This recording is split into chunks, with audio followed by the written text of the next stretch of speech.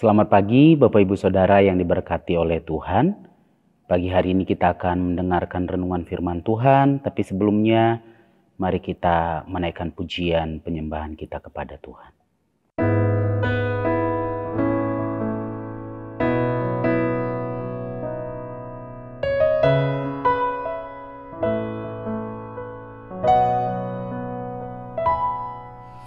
Tuhan, inilah hidupku,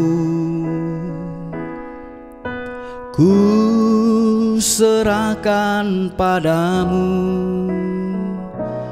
segala cita-citaku, masa depanku menjadi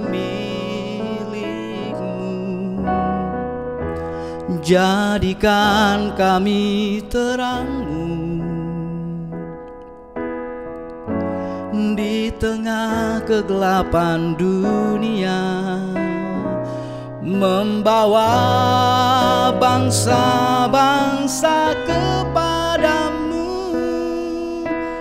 Tuhan, ini kerinduanku bagi-Mu Tuhan, seluruh hidupku. Pakailah Tuhan bagi kemuliaan-Mu, genapi seluruh rencana-Mu, sampai bumi penuh kemuliaan-Mu.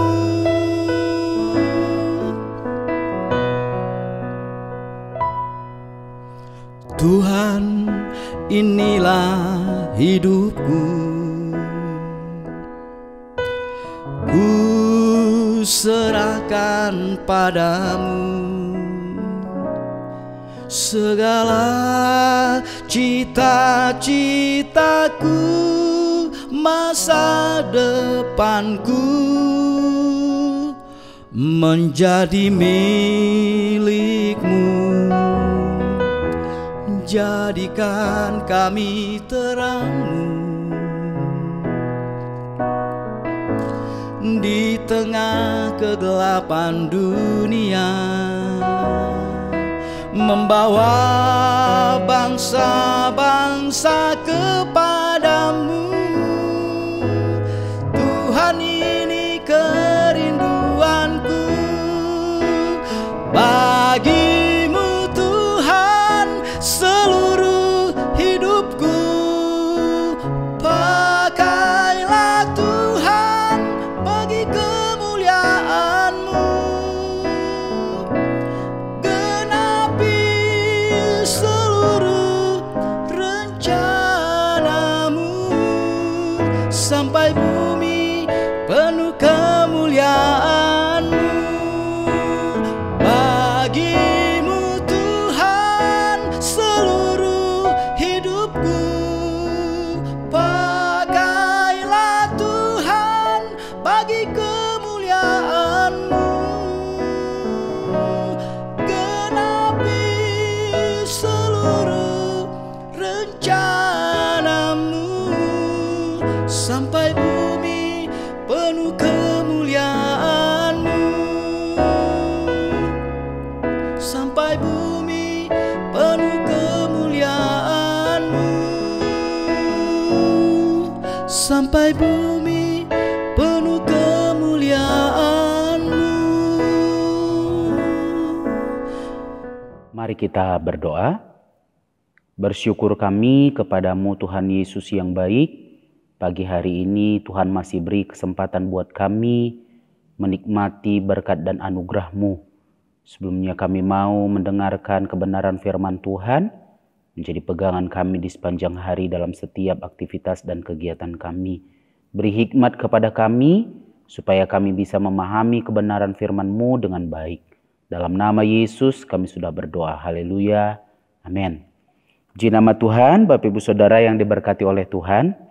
Pagi hari ini saya berharap kita semua ada dalam keadaan baik, ya, dan siap untuk menerima kebenaran firman Tuhan. Kita mau lihat di dalam Filipi pasal yang ketiga Filipi pasal yang ketiga ayat yang ke-20. Filipi pasal yang ketiga ayatnya yang ke-20 dan pasal yang keempat ayat yang pertama. Begini kebenaran firman Tuhan. Karena kewargaan kita adalah di dalam sorga, dan dari situ juga kita menantikan Tuhan Yesus Kristus sebagai juru selamat. Karena itu, saudara-saudara yang kukasihi dan yang kurindukan, sukacitaku dan mahkotaku, berdirilah juga dengan teguh dalam Tuhan, hai saudara-saudaraku yang kekasih. Kalau kita lihat judul dari perikop ini, maka di situ adalah ada nasihat-nasihat kepada jemaat. Nasihat-nasihat kepada jemaat. Berarti ini disampaikan oleh Rasul Paulus kepada jemaat yang ada di Filipi. Ya. Dan kalau kita lihat di ayatnya yang ke-18, maka kita bisa mendapati bahwa nasihat-nasihat ini sangat penting menurut Rasul Paulus. Kenapa saya katakan sangat penting? Karena dikatakan, karena seperti yang telah kerap kali kukatakan kepadamu dan yang kunyatakan pula sekarang sambil menangis. Dikatakan kerap kali, berarti ini ada sering kali Rasul Paulus sudah menyampaikan nasihat-nasihat ini, dan sekarang pun Rasul Paulus mengingatkan kembali kepada jemaat yang ada di Filipi sambil menangis. Berarti ditekankan, ada penekanan.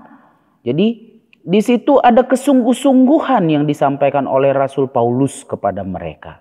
Tentang apakah yang disampaikan Rasul Paulus ini adalah bahwa kewarganegaraan kita itu bukan dari duniawi, melainkan dari sorga. Jadi pada pagi hari ini tema yang saya beri adalah kewarganegaraan kita dari sorga. Ya, kewarganegaraan kita itu adalah dari sorga. Jadi sebagai warga negara sorga, berarti kita itu harus memiliki atau mengikuti kaidah-kaidah daripada sorga itu sendiri. Ada banyak yang sudah kita pelajari di sepanjang bulan ini. Ya, kalau tidak salah ada 2 bulan kita sudah mempelajari tentang kewarganegaraan sorga, atau kita itu sebagai warga kerajaan sorga. Ya, di sini Rasul Paulus mengingatkan bahwa saudara-saudara, ikutilah teladanku. Ya, teladan seperti apa yang Rasul Paulus tekankan di dalam kehidupan sidang jemaat Tuhan yang ada di Filipi. Kalau kita lihat di dalam Filipi pasal yang pertama, ayatnya yang ke-21 dan 22, maka kita mendapati bahwa Rasul Paulus itu memberikan hidupnya sepenuhnya kepada Tuhan. Ya, dikatakan bahwa karena bagiku hidup adalah Kristus dan mati adalah keuntungan. Jadi hidup dan matinya itu dia serahkan sepenuhnya kepada Tuhan. Kalau aku hidup berarti aku harus memberi buah. Karena ketika aku mati di dalam Kristus. Jadi ada satu teladan. Walaupun dia di dalam penjara pada waktu itu, dia tetap juga bersuka cita. Kalau di dalam pasal yang kedua itu kita melihat bahwa dia tahu bahwa di dalam Kristus itu ada penghiburan, ada kekuatan. Jadi dia masih tetap bisa bersuka cita di dalam segala keadaan yang dia hadapi. Sehingga kalau kita lihat di dalam Filipi pasal yang ketiga ayat yang ke-7 sampai dengan ayat yang ke-8 dikatakan di sana, tetapi apa yang dahulu merupakan keuntungan bagiku, sekarang kuanggap rugi karena Kristus. Malahan segala sesuatu kuanggap rugi karena pengenalan akan Kristus Yesus Tuhanku. Lebih mulia daripada semuanya. Oleh karena dialah aku telah melepaskan semuanya itu dan menganggapnya sampah, supaya aku memperoleh Kristus. Ayat yang 10, yang ku kehendaki ialah mengenal dia dan kuasa kebangkitannya dan persekutuan dalam penderitaannya, di mana aku menjadi serupa dengan dia dalam kematiannya. Dan di ayat yang ke-14 ayat yang ke-13, saudara-saudara, aku sendiri tidak menganggapnya bahwa aku telah menangkapnya. Tetapi ini yang kulakukan, aku melupakan apa yang telah di belakangku dan mengarahkan diri kepada apa yang di hadapanku. Dan berlari-lari kepada tujuan untuk memperoleh hadiah, yaitu panggilan sorgawi dari Allah dalam Kristus Yesus. Jadi Rasul Paulus itu tahu apa yang menjadi tujuan utamanya di dalam Kristus. Ya, itu teladan yang diberikan oleh Rasul Paulus. Dia mengatakan bahwa kita harus memiliki satu tujuan yang pasti di dalam Kristus. Dan tujuan itu harus kita raih. Itu yang menjadi terutama di dalam kehidupan kita. Tujuan utama kita apa? Memperoleh panggilan sorgawi tadi dikatakan. Ya, jadi karena kita adalah keluarga negaraan sorga, maka tujuan utama kita, fokus utama kita itu adalah sorga. Itu Bapak Ibu Saudara. Ya memang selama kita hidup di dunia ini, apakah kita tidak bisa memikirkan dunia? Ya bisa-bisa saja, tetapi yang terutama bukan dunia ini. Ya, biar sorga yang di depan, dunia di belakang. Ya, jadi kita mengutamakan hal-hal yang ada di sorga ini. Bukan dikatakan seperti yang dikatakan di dalam ayat yang ke-19 tadi. Filipi pasal yang ketiga ayat yang ke-19. Kesudahan mereka ialah, ayat yang ke-18. Banyak orang yang hidup sebagai seteru salib Kristus. Bukan kita menjadi seteru dari kerajaan sorga itu, melainkan kita menjadi pengikut atau hidup di dalamnya. Kalau kata seteru itu adalah musuh yang membenci atau yang dibenci. Jadi kalau sorgawi itu berbicara tentang kebenaran Tuhan, maka seteru daripada sorgawi itu sendiri adalah ketidakbenaran. Kalau sorgawi itu hal-hal yang berhubungan dengan sorgawi itu adalah hal-hal yang berkenan di hadapan Tuhan, maka ini yang menjadi seteru sorgawi itu adalah hal-hal yang dibenci oleh Tuhan. Apa yang dibenci oleh Tuhan? Yang dibenci oleh Tuhan itu adalah dosa-dosa kita. Karena di dalam Yesaya 59 ayat yang kedua dikatakan yang memisahkan kita, yang membuat doa-doa kita tidak dijawab oleh Tuhan, yang membuat Tuhan tidak bisa mendengar kita, yaitu dosa-dosa kita. Yang menjadi penghalang kita berhubungan baik dengan Tuhan itu adalah dosa-dosa kita. Dan dikatakan di dalam Yeremia 5 ayat 25, dosa itu yang membuat kita, hal-hal yang baik itu tidak dapat keluar dari kehidupan kita. Dosa membuat kita tidak bisa mengeluarkan hal-hal yang baik dari hidup kita ini. Jadi sebagai warga kewarganegaraan sorga, kita harus memikirkan atau fokus terlebih dahulu kepada hal-hal sorgawi. Dikatakan segala yang baik, pemberian yang sempurna dan pemberian yang baik itu datangnya dari Bapa. Datangnya dari sorga. Di dalam Yakobus 1 ayat 17. Dan dikatakan hal-hal sorgawi, hal-hal yang baik itu apa saja? Kalau kita baca di dalam Filipi pasal yang keempat, ayatnya yang ke-8 dikatakan seperti ini. Jadi akhirnya saudara-saudara, semua yang benar, semua yang mulia, semua yang adil, semua yang suci, semua yang manis, semua yang sedap didengar, semua yang disebut kebajikan dan patut dipuji, pikirkanlah semuanya itu. Jadi ini yang menjadi fokus utama kita, semua yang baik. Yang baik itu tadi apa saja? Yang benar, yang mulia, yang adil, yang suci, yang manis, sedap didengar, disebut kebajikan dan patut dipuji. Hal-hal ini yang harus menjadi fokus utama kita. Bukan dunia ini. Kebenaran itu hal yang paling utama menjadi tujuan hidup kita. Karena apa? Karena kita suatu saat akan kembali ke sorga. Kembali kepada pencipta kita.